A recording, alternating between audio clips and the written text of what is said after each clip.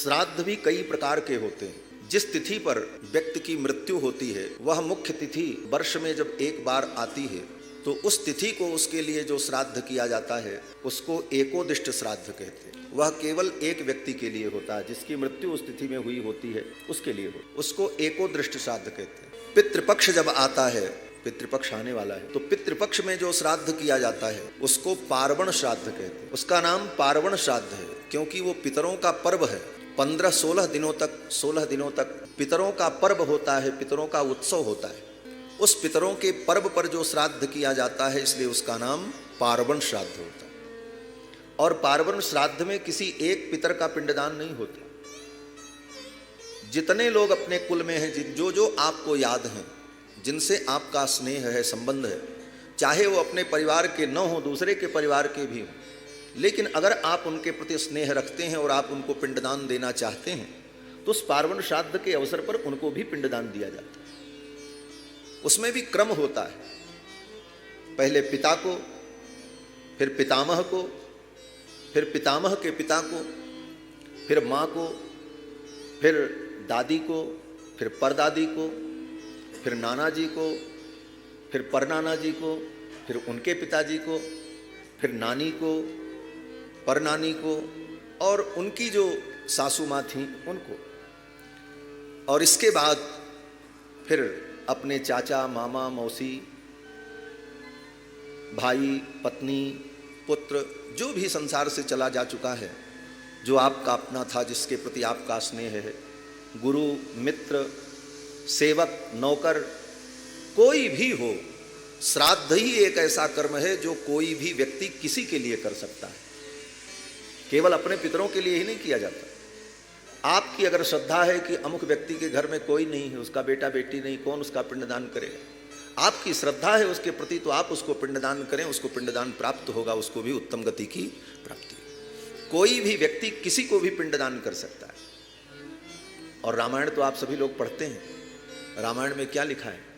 भगवान श्री राम जब वन की यात्रा पर गए तो गृद्धराज जटायु मिले और गृद्धराज जटायु को भगवान ने अपना पिता माना। पिता के समान गृद्धराज जटायु को भगवान ने आदर दिया। और जब सीता जी का हरण हुआ, गृद्धराज जटायु को रावण ने मार दिया। राम जी सीता जी को ढूंढते हुए जा रहे थे तो गृद्धराज जटायु को जब देखा, गृद्धराज जटायु खून से लथपथ थे। भगवान श्री रघुनंदन ने उनको उठाकर अपनी गोद में रखा, अपने जटाओं से गृद्धराज जटायु के शरीर में जो धूल लगी थी उसको झाड़ा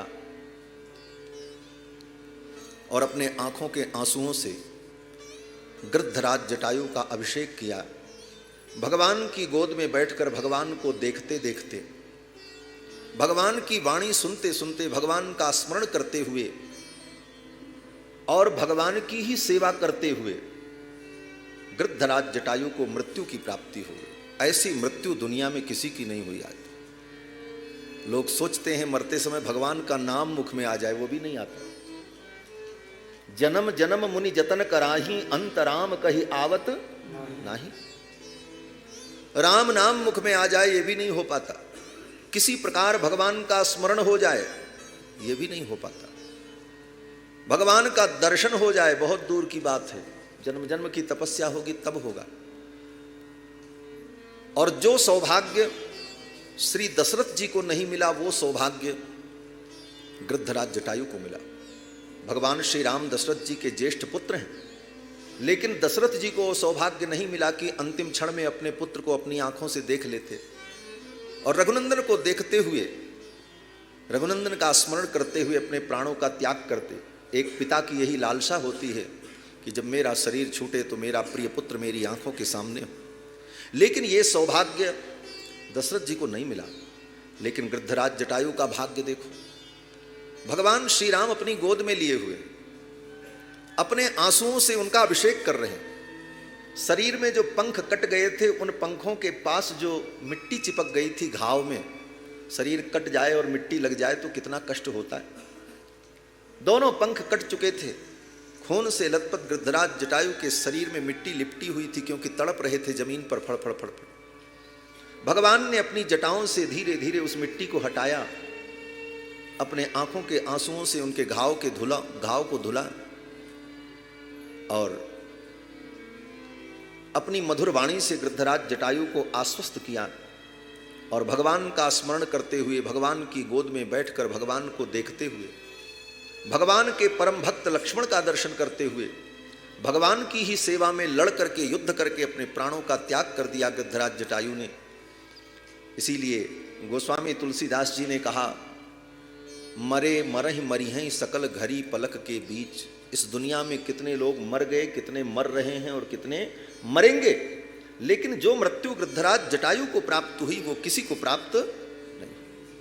अब आप विचार करो कि गृद्धराज जटायु को मरने के बाद क्या सोचना है, इससे बड़ी उत्तम गति और क्या होगी। अब उनके मरने के बाद चाहे कोई उनका पिंडदान करे, श्राद्ध करे, न करे, उनको तो परम गति मिल गई।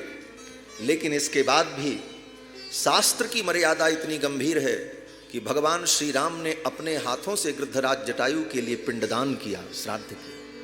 कहाँ गृद्धराज जटायु पक्षी और कहाँ भगवान मानव रूप लेकर के लीला कर रहे हैं, कहाँ मनुष्य और कहाँ पक्षी।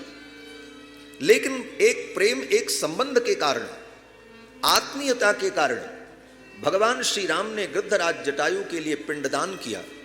गोस्वामी तुलसीदास जी महाराज लिखते हैं, तेहिकर क्रिया जथोचित निजकर कीन्ही राम। गृद्धराज जटायु का अंतिम संस्कार, पिंडदान, श्राद्ध, ये सब कुछ भगवान श्री राम ने अपने कर कमल से किया। कहने का भाव कि जब भगवान श्री राम गृद्धराज जटायु के लिए पिंडदान कर सकते हैं, उनका अंतिम संस्कार कर सकते हैं, इसका मतलब है कि कोई भी प्राणी, किसी भी प्राणी के लिए, उसके कल्याण के लिए श्राद्ध और पिंडदान करे तो ये उत्तम बात है। तो पितृपक्ष में जो पिंडदान आदि कर्म होता है उसमें सभी लोगों को पिंड दिया जाता है, वो पार्वण श्राद्ध कहलाता है। इसके बाद तीर्थ में आप जाते हैं तो कहीं भी किसी तीर्थ में आप जाएं और आपको समय है, अनुकूल वातावरण है, आपके पास संसाधन है, तो अपने पितरों के निमित्त पिंडदान जरूर करें। और तीर्थ में जो श्राद्ध होता है, तीर्थ के श्राद्ध में भी अपने समस्त प्रियजनों को पिंडदान किया जाता है, उनकी पूजा की जाती है। और घर में जब विवाह हो, उत्सव हो, यज्ञोपवीत हो, गृह प्रवेश हो, कोई भी अनुष्ठान हो, तो उस अवसर पर पितरों के लिए जो पिंडदान किया जाता है, श्राद्ध किया जाता है, उसको नांदी मुख श्राद्ध कहते हैं। उसका नाम नांदी मुख श्राद्ध। नांदी का मतलब आनंद। आनंद की बेला में, प्रसन्नता के बेला में, मंगल अवसर पर हम अपने पितरों का जो पूजन करते हैं, उनको पिंडदान करते हैं, उसका नाम नांदी मुख श्राद्ध है। श्री नंद बाबा गोप हैं, गांव में रहते हैं, गाय चराते हैं, पशुओं का पालन करना और पशु के दूध दही को बेचना, यही इनका व्यवसाय है। गोप होते हुए, गांव में रहते हुए कितने संस्कार संपन्न हैं नंद जी, और बड़े सावधान हैं। अपने पुत्र का जात कर्म संस्कार किया और जात कर्म संस्कार के अवसर पर सारे विधि विधान को पूर्ण किया, पितरों का पूजन किया, नांदी मुख श्राद्ध किया। जात कर्मात्मजस्य वै कारयामास विधिवत पितृदेवार्चनम तथा। पितरों का अर्चन किया, नांदी मुख श्राद्ध किया और बालक का जात कर्म संस्कार किया। कल प्रश्न सत्र में किसी ने यह भी पूछा था संस्कार के विषय में। बालक के जन्म लेते ही, संतान के पैदा होते ही पहला संस्कार जो होता है, उस संस्कार का नाम जात कर्म संस्कार है।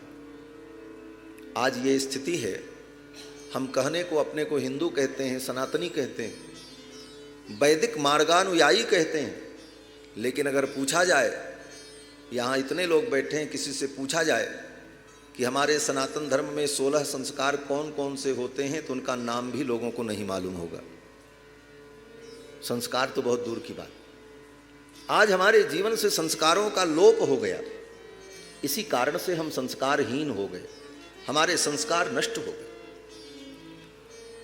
जन्म लेते ही बालक का जो संस्कार होता है, उसका नाम जात कर्म संस्कार है। नंद बाबा अपने बालक का जात कर्म संस्कार करते। रामायण में भी वर्णन है कि जब राम जी प्रकट हुए तो श्री दशरथ जी महाराज ने अपने चारों कुमारों का जात कर्म संस्कार किया। नांदी मुख सराध करी जात कर्म सब कीन। नांदी मुख श्राद्ध किया और सभी बच्चों का जात कर्म संस्कार किया। आज हमारे आपके घर में किसी बच्चे का जात कर्म संस्कार नहीं होता, जानते ही नहीं जात कर्म क्या है। जात कर्म संस्कार में ब्राह्मण को बुलाकर देवताओं का पूजन किया जाता है और पूजन करने के बाद बच्चे के मुख में मधु और घृत चटाया जाता है और कुछ मंत्रों का उच्चारण करके उसके कान में कुछ शब्द कहे जाते हैं। इस प्रकार पिता अपने बालक को गोद में लेकर इस संस्कार को संपन्न करता है। श्री नंद बाबा ने अपने बालक का जात कर्म संस्कार किया। जात कर्मात्मजस्य वै कारयामास विधिवत पितृदेवार्चनम तथा। और इसके बाद ऐसे मंगल बेला में नंद बाबा ने खूब दान किया, खूब लुटाया। जैसे कल हम लोगों ने आनंद का अनुभव किया, नंदोत्सव हुआ। इस उत्सव का नाम है नंदोत्सव। क्यों? बोले नंद बाबा हैं, इनका नाम नंद है और इनके घर प्रकट कौन हुए हैं? बोले सच्चिदानंद। ये तो स्वयं नंद हैं और इनके घर में आए कौन? बोले सच्चिदानंद। ऐसे अवसर पर जो आनंद का संचार हुआ, उत्सव मनाया, इसलिए इस उत्सव का नाम नंद महोत्सव। नंद बाबा ने महान उत्सव किया। आसपास के जितने गोप ग्वाल बाल थे, बधूटियां थीं, गोपियां थीं, सब सज करके श्रृंगार कर करके विभिन्न मांगलिक द्रव्यों को लेकर नंद बाबा के द्वार पर बधाई देने के लिए आईं। नंद बाबा ने खूब लुटाया। कितना लुटाया? सुखदेव जी कहते हैं कि धेनु नाम न्यूते प्रादात विप्रेभ्य समलंकृते तिलाद्रीन सप्तरत्नौघ सातकौंभाम बरावृतान। धेनु नाम न्यूते प्रादात 20 लाख गाय का नंद बाबा ने दान किया। 20 लाख गाय का नंद बाबा ने दान किया। आप कहोगे महाराज 20 लाख गाय को ले आओ, फिर एक एक का दान करो, फिर उसको कोई ले जाए, फिर दूसरी लाओ, फिर दान करो, तब तो कई दिन बीत गए होंगे। ऐसा नहीं था। एक बार में ही नंद बाबा ने हाथ में जल लिया और संकल्प कर लिया, 20 लाख गाय का मैं दान कर रहा हूं, ब्राह्मणों को गाय दे दिया जाए। उनके सेवकों ने खोल खोल करके एक एक गाय विदा कर दी महाराज। धेनु नाम न्यूते प्रादात विप्रेभ्य समलंकृते। और उन ब्राह्मणों को जो गाय दिया, वो ऐसी गाय नहीं कि बूढ़ी गाय, पंडित जी लेकर के जाएं तो दूध भी पीने को न मिले। बढ़िया सुंदर जवान गाय और बछड़े के सहित महाराज। सबत्सा गौ, गोदान का यही महत्व है। बछड़े के सहित गाय हो। बछड़ा मतलब चाहे बछड़ा हो चाहे बछड़ी हो, मतलब संतान हो। सबत्सा गौ और दूध देने वाली, स्वस्थ, ऐसी सुंदर 20 लाख गाय का नंद बाबा ने दान किया।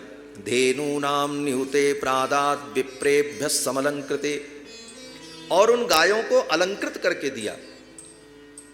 गायों की सींग को सोने से मढ़ाया, गाय के खुर को चांदी से मढ़वाया, गाय के गले में सुंदर मोतियों की माला पहनाई, पीठ पर सुंदर दुशाला उड़ाया, बछड़ों के गले में सुंदर सोने की घंटी पहनाई। और इस प्रकार सबत्सा गौ का नंद बाबा ने दान किया। धेनु नाम न्यूते प्रादात विप्रेभ्य समलंकृते तिलाद्रीन सप्तरत्नौघ सातकौंभाम बरावृतान। तिल के सुंदर 7 पर्वत बनाए और तिल के उन 7 पर्वतों पर हीरे, पन्ने, पोखराज, वैदूर्य, बहुमूल्य मणियों को रखकर, रत्नों को रखकर तिल के सुंदर 7 पर्वत का नंद बाबा ने दान किया। स्वर्ण के कलश का दान किया, स्वर्ण पात्र का दान किया। जो आई थी गोपियां उनको सुंदर वस्त्र आभूषण दिया। खूब लुटाया महाराज। कितना लुटाया? ब्रजवासी कहते हैं कि नंद बाबा ने दियो इतनो, नंद बाबा ने दियो इतनो, न बची बछिया छछिया न पिछोरी। घर में एक बछिया भी नहीं बची, सब दान कर दिया। क्यों? बोले आज सच्चिदानंद घर में आए हैं, आनंद कंद आए हैं, इसलिए वस्तु के प्रति कोई मोह और प्रेम नहीं रहा। परम उत्साह में नंद बाबा ने सब लुटाया। और ठीक ऐसे ही हमारी अयोध्या में भी हुआ। वहां जब सच्चिदानंद भगवान 4 रूपों में प्रकट हुए, कृत्वात्मानं चतुर्विधम, तो श्री दशरथ जी महाराज इतने प्रसन्न हुए, खजाना खोल दिया, कहा लुटाओ महाराज, और सबको सब कुछ दिया, सबको सब कुछ दिया। लेकिन विशेषता क्या थी? ये हमारे अभी जजमान जी कह रहे थे ना कि फला व्यक्ति ने खूब लूट करके रख लिया। लेकिन अयोध्या में जब ठाकुर जी का जन्म महोत्सव हुआ रघुनाथ जी का, तो जो लूटने वाले थे वो भी अपने पास नहीं रख रहे थे, वो भी दूसरे को लुटा रहे थे, तुम ले जाओ।